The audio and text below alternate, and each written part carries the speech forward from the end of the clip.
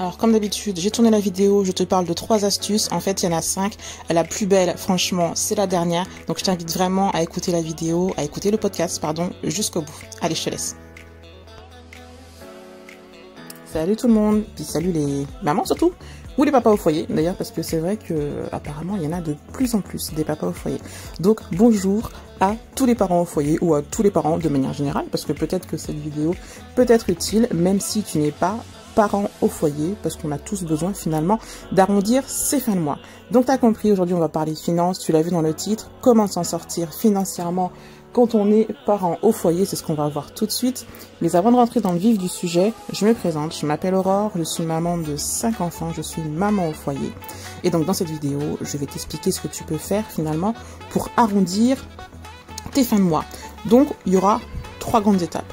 La première, on y va tout de suite, donc ce qu'il faut faire, on rentre dans le vif du sujet, je t'envoie tout de suite les informations, c'est de monétiser tes talents, que tu sois bonne cuisinière, couturière, si tu aimes la décoration, peu importe ce que tu aimes, il y a forcément quelque chose que tu aimes faire. Et bien pourquoi cette chose-là, tu ne la vendrais pas tout simplement? Tu aimes décorer chez toi, et bien peut-être que tu peux aussi apprécier de décorer chez les autres. Ça marche pas dans tous les cas, parce que je connais par exemple des gens qui aiment très bien cuisiner, qui aiment beaucoup cuisiner, et qui n'ont pas forcément envie de vendre les productions ou les gâteaux ou les plats qu'ils font. Donc après, on est ok. Et si on part sur une logique financière, comment s'en sortir, moi je te donne des petites astuces auxquelles tu n'as pas forcément pensé. Après, c'est à toi de choisir ce qui te convient, finalement ou pas d'ailleurs. C'est à toi de choisir ce qui te convient. Donc la première des choses, c'est de monétiser tes talents. Tu as forcément un talent. Peut-être que tu ne le connais pas. Tout simplement, peut-être que tu es très patiente, que tu aimes beaucoup les enfants et que peut-être que tu pourrais garder éventuellement, peut-être, alors voilà, le mercredi ou de temps en temps, peut-être que tu pourrais garder d'autres enfants comme ça en dépannage. Je dis pas du jour au lendemain de passer un diplôme et de devenir assistante maternelle, mais là on parle vraiment pour arrondir les fins de mois. Donc tu aimes la cuisine, et ben cuisine peut-être pour tes voisins, tu leur proposes des plats, tu leur proposes des petits plats, tes spécialités, tu peux les mettre sur les réseaux sociaux. Je vois par exemple sur Facebook, j'ai vu des gens qui font des nems, qui vendent des nems, voilà, ils proposent dans leur quartier, ils vendent des nems, voilà. Après chacun s'en sort comme il veut. Tu peux vendre des gâteaux, si t'aimes la déco, tu peux déjà commencer peut-être par les appartements de tes copines, de tes voisins, tu leur proposes un peu de déco, et puis pas dans un premier temps pas forcément de te faire payer, c'est-à-dire c'est un échange de service, ça te permet finalement de mettre la main à la pâte, tu fais des petites photos avant, après, et après tu commences à le proposer dans un cercle de plus en plus large. Si tu sais coudre, bah oui, parce que finalement, les gens qui savent coudre, il y en a quand même de moins en moins. Tu sais juste remettre des boutons, ben je connais des gens qui ne savent pas qui ne savent pas juste remettre un bouton sur un jean, ben tu peux te faire payer pour repriser des vêtements, tout simplement. Après, tu peux te faire payer en argent, tu peux te faire payer je sais pas moi, en lessive, en repas, si tu sais pas cuisiner, par exemple. T'as une voisine à toi qui sait pas coudre. Ah bah le deal il est vite fait. Tu recouds les vêtements de tes enfants et elle te fait des petits plats, elle t'envoie un petit peu de bons plats chez toi. Voilà, ça peut être aussi un deal. L'idée, voilà, c'est de s'en sortir financièrement. Donc le troc, ça peut aussi être une très bonne façon de faire les choses. Je vois par exemple, je vais te donner un exemple. Donc moi je suis entre guillemets chasseuse de bons plans, donc sur les courses, la partie courses. D'ailleurs je t'invite à aller voir mes podcasts, à écouter mes podcasts, pardon, si tu ne les as pas écoutés, je te les mettrai dans la barre d'infos. Je suis chasseuse de bons plans. Donc mes dernières trouvailles c'était du dentifrice et de la lessive, les pastilles notamment Ariel et Skip. Donc du coup, j'ai une de mes voisines qui vendait qu'est-ce qu'elle vendait? Voilà, qui vendait des vignettes Carrefour. Donc là, je sais pas si t'es au courant de la vignette Carrefour, mais bon, le sujet de la vidéo, je vais pas t'expliquer ce que c'est les vignettes. Je te donne juste l'exemple, voilà, pour pas qu'on divague trop. Donc j'avais besoin de vignettes Carrefour et je lui ai proposé et je lui ai dit, et moi je te donne pas de l'argent, par contre je peux te donner de la lessive. Elle me dit ouais, quelle lessive? Je lui ai dit de la lessive Ariel, les pastilles. Elle m'a dit ok, alors que c'est quelque chose qu'elle allait mettre en vente sur le bon coin. Donc ça te permet, voilà, dans un sens ou d'un autre, il y a toujours moyen de trouver un arrangement. Il y a toujours moyen. Deuxième chose à faire, c'est de diminuer ton budget. Forcément, faut diminuer tes factures, diminuer ton budget course. Donc pareil, je te renvoie vers les podcasts. Là, je vais pas m'étaler là-dessus. Pour les factures, je te donne juste un exemple tout bête. Si tu payes ton abonnement de portable plus de 20 € par mois, c'est que clairement, tu as envie de le payer plus de 20 €. parce que c'est pas possible de payer un abonnement de téléphone plus de 20 euros. Si c'est plus de 20 euros, regarde même pas la fin de la vidéo, va chercher un autre opérateur. c'est pas possible. Plus de 20 euros par mois pour un téléphone portable. Alors, sauf si vraiment, non, je vois même pas ce que je pourrais dire, ce que tu pourrais faire avec qui fait que tu dépasses 20 euros. Mais et encore, 20 euros, je suis large. Tu peux pas payer ton abonnement téléphonique plus de 20 euros. Je dis vraiment, c'est pour un abonnement téléphonique portable, 20 euros, c'est trop cher. Donc, diminue déjà ça et tu verras que financièrement, ça ira déjà un peu mieux parce que les 10-15 euros que tu vas grappiller sur ta facture de téléphone, eh ben, tu peux les mettre dans un paquet de couches, tu peux les mettre dans tes courses, voilà. Il faut aussi voir des fois quand on veut s'en sortir, quand financièrement c'est un peu juste, il faut reprendre vraiment les points à la base. Mais bon, là c'est pas une vidéo d'astuce 100% financière, en tout cas pas dans le terme voilà d'argent, de facture et compagnie. Mais j'étais obligée d'en parler. Donc on passe à la suite. Donc la première chose, monétise tes talents. La deuxième chose, réduis forcément ton budget et tes factures. La troisième chose, c'est de trouver quelque chose à vendre. On va dire que t'as pas trouvé ton talent. Ou que tu as un talent, mais que tu ne veux pas le faire payer. C'est possible aussi. On a le droit. Si on aime la couture, on a le droit de dire aux gens, mais écoutez, moi, je vous recouds ça, ça me fait plaisir. Et ça s'arrête là. Basta. Mais tu peux trouver d'autres produits à vendre. Sache qu'il existe, alors je ne sais pas si tu es au courant, des produits, des sociétés comme, donc je vais prendre l'exemple peut-être le plus connu, comme Tupperware, ou Tupperware, honnêtement, je sais pas comment on dit, mais je pense que tu vois de quoi je parle, les petites boîtes en plastique, là. Donc il y a des conseillères de vente. Donc là, avec tout ce qui se passe actuellement, ces personnes-là ne peuvent pas vendre chez les clients. Donc elles vendent sur les réseaux sociaux, elles vendent comme elles le faisaient avant par le bouche à oreille, il n'y a pas forcément des réunions chez les clients et tout ça. Mais tu peux très bien donc être vendeuse, tu représentes certaines marques de produits. Donc sache qu'il n'y a pas que les sociétés comme ça qui vendent des pots en plastique, hein. Il n'y a pas que Tupperware ou Tupperware qui fait ça. Tu as aussi des marques qui font ça pour les produits d'hygiène, donc tout ce qui est parfum, cosmétique, pour le maquillage. Tu as des marques qui font ça aussi pour tout ce qui est cuisine.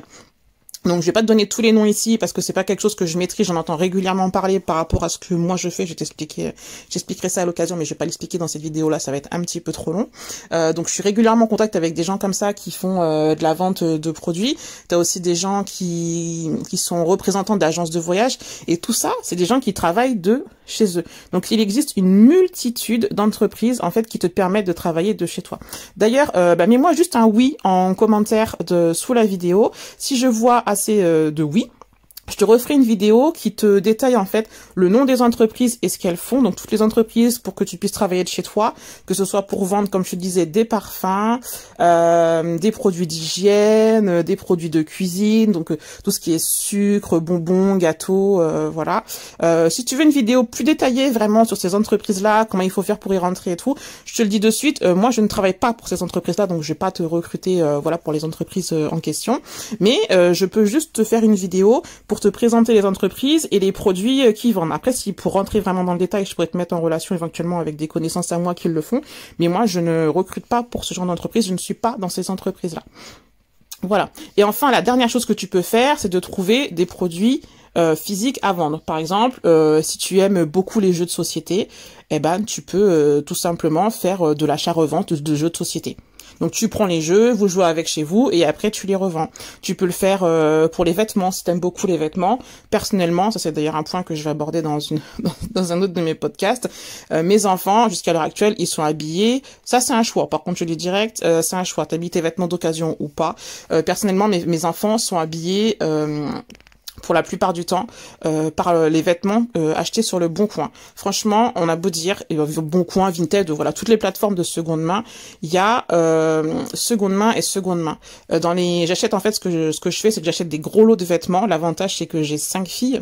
Je crois que je l'ai pas encore dit sur cette chaîne, mais comme ça tu le sauras si t'es resté jusqu'à ce moment-là de la vidéo. Alors, les bonnes informations, c'est pour les gens qui restent jusqu'à la fin des vidéos. Voilà. Donc j'ai 5 filles, donc j'achète des gros lots de vêtements de filles, je me sers pour mes vêtements et franchement dans les lots de vêtements que j'achète, ça m'arrive régulièrement de trouver des vêtements avec des étiquettes parce qu'on est comme tout le monde, finalement tout le monde est pareil, on achète des vêtements parce que c'était beau et puis la saison elle convient pas ou c'était pas la bonne taille et le vêtement il est là, il y a l'étiquette dessus et il y a plein de gens qui ont pas le temps ou qui ont pas forcément l'envie et qui préfèrent voir l'armoire se vider en une fois. Donc, ils vendent des gros lots de vêtements. Et moi, ce que je faisais pendant un moment, c'est que j'achète des gros lots de vêtements, j'habille mes vêtements, je garde ce que je veux, et le reste, je le revends, mais à l'unité. Mais oui, mais qu'est-ce qui t'empêche de faire ça? Si tu aimes les vêtements, moi ça me permettait du coup d'habiller mes enfants à moindre prix. Elles sont toujours très bien habillées parce que c'est pareil, il faut savoir choisir ses vêtements. Si tu veux, c'est pareil, on pourra faire une petite vidéo là-dessus. Et bon, je ne m'égare pas comment bien choisir ses lots de vêtements sur Le Bon Coin ou Vinted. Il y a des petites choses quand même à savoir. En tout cas, voilà, toujours est-il que tu peux, je te résume, monétiser tes talents. Donc, tu trouves ta passion et t'essayes de monétiser, même si c'est un petit billet par-ci, par-là, c'est toujours ça le prix. Diminuer tes factures et ton budget. Il faut trouver aussi, tu peux trouver des entreprises qui te permettent de travailler de chez toi. Donc, je te rappelle, tu mets un oui en commentaire si tu veux que je te fasse une vidéo qui t'explique comment vendre les produits de chez toi. Ensuite, tu peux également trouver, donc pas en passant par une entreprise, mais toi-même trouver des produits à vendre. Si tu es fan de jouets, tu peux vendre des jouets, voilà, des vêtements ou des produits. Mais dans ces cas-là, c'est toi qui te gères toute seule. Et le petit bonus pour ceux qui sont restés jusqu'ici, si tu as une voiture, que tu as ton permis, tu peux livrer tes voisins. Il y a des applications.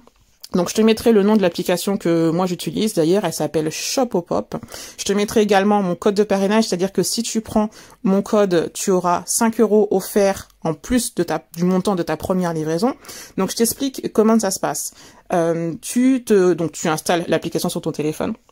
Donc après, tu vas voir autour de chez toi qu'il y a des gens, par exemple, qui ont commandé des courses, qui ont fait leurs courses, on va dire à Intermarché, parce que c'est l'exemple que j'ai à côté de chez moi. Donc toi, tu fais quoi?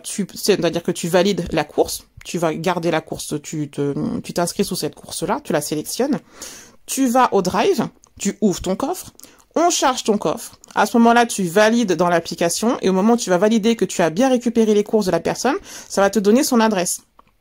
Et à ce moment-là, tu vas juste déposer les courses chez la personne. Et là, tu touches une gratification, une rémunération, je sais pas comment ça s'appelle. Mais bon, en tout cas, sache que si tu ne dépasses pas les 3 000 €, il me semble que tu ne dépasses pas les 3 000 €, c'est pas imposable. Franchement, t'es payé entre 5 ou 6 € la course. De là, arriver à 3 000 €, t'as le temps. Je pense que tu peux y aller. Moi, je le fais pas tous les jours. Je le fais de temps en temps, comme je peux. Et puis c'est sympa, ça te permet de rencontrer du monde et tout. Donc, je trouve que c'est une très bonne application. Donc pour l'instant, je ne connais que Shopopop. Il y en a peut-être d'autres qui le font, mais en tout cas dans mon secteur géographique où je suis, il y a que celle-ci qui fonctionne. Il y en a pas forcément beaucoup. J'en avais fait beaucoup juste avant le premier confinement parce que j'avais découvert l'appli quelques jours avant. Donc voilà, je te mettrai donc sous la vidéo le lien pour t'inscrire sur cette application. Je te rappelle que si tu prends mon code de parrainage, ça t'offrira 5 € en plus de ta première course. Donc, admettons que la première course, elle était dédommagée, on va dire, entre guillemets, ça s'appelle comme ça. Peut-être c'est entre 5 €, 5,50 € minimum. Généralement, c'est ce montant-là, c'est jamais en dessous. Et ben, toi, tu vas toucher 10,50 € parce que tu auras mes 5 € offerts avec mon code et que tu auras le montant du dédommagement de la course. Voilà. Ça, c'était le petit bonus pour les gens qui sont les plus assidus et qui écoutent les vidéos jusqu'au bout. Sur ce, je te dis à bientôt et porte-toi bien.